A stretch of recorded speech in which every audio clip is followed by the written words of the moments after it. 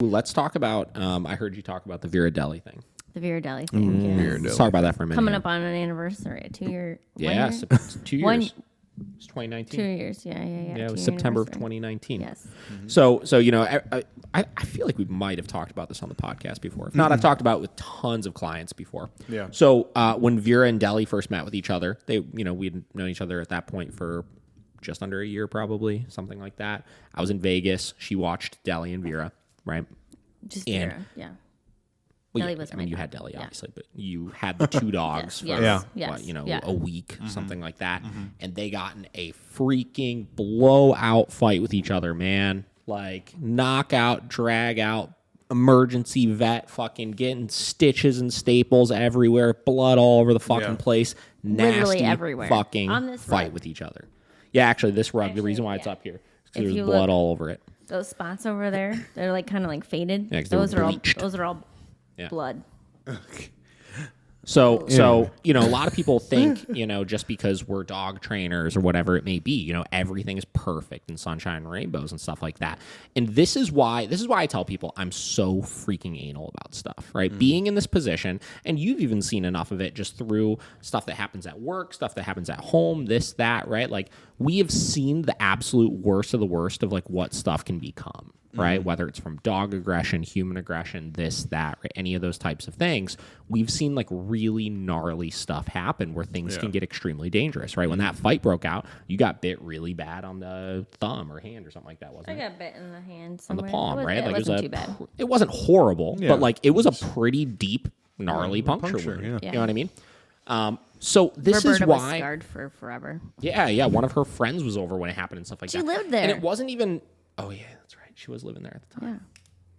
Yeah. And it wasn't even something like it was necessarily caused directly by anything that anybody was doing, but they were two new dogs, right, that were still getting to know each other and develop a relationship with each other, right?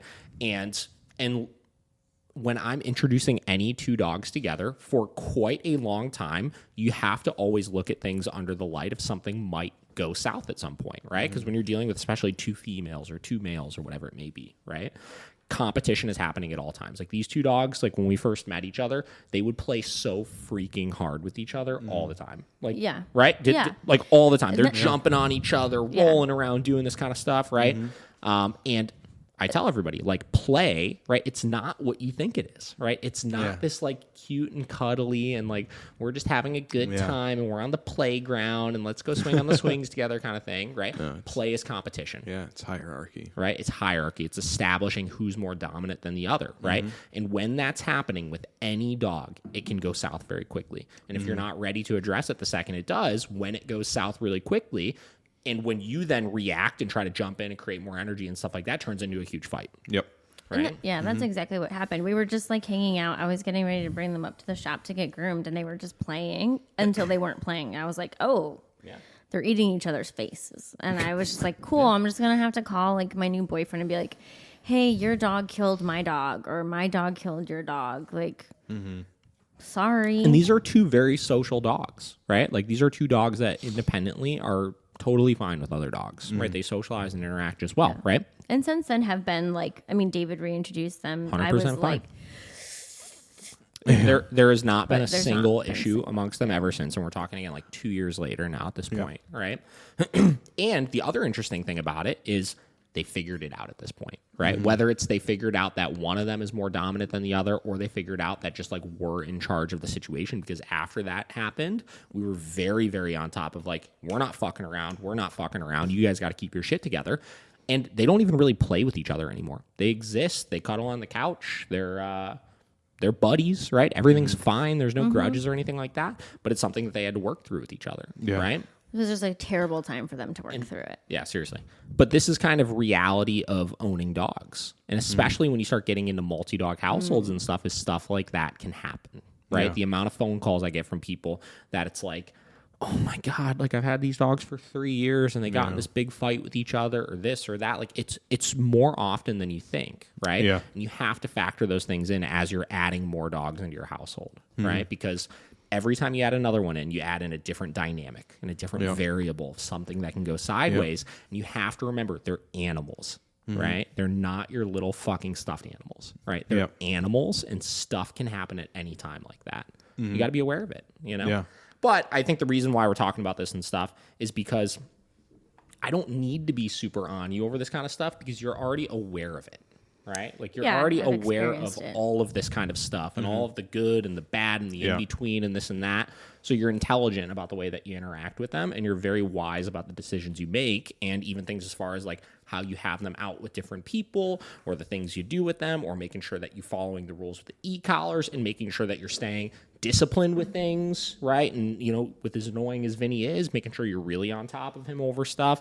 And because of that, we don't really have issues. Yeah. You Yeah. know? Yeah. And you're gonna go back to Vegas next month with your parents, and I'll be home with the dogs. And I asked him the other day, I was like, "Oh, are you gonna board the dogs?" He's like, "Well, no." I was like, "Yeah, I just was I don't know. I was asking. I don't know.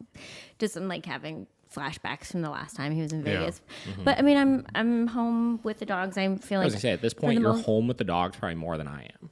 Definitely more Yeah. than you are. Yeah. I mean, I feel like I manage them pretty well in the day to day. And I would just, so, you know, a lot of times during the day, sometimes I won't have the e-collars on. Vinny always has his on pretty much, but like Vera and Deli won't. But you can bet your ass when you're in Vegas, everyone will have their e-collar charged overnight, and then it will go back on in the morning. And it'll give me that extra like layer of assurance and Peace of mind. peace of mind. Yeah, because when that happened, the dogs did not have their e-collars on yet, and so I mean that maybe could have stopped it. I don't know, but you know, I could have done something different. I mean, it is what it is now, but I will.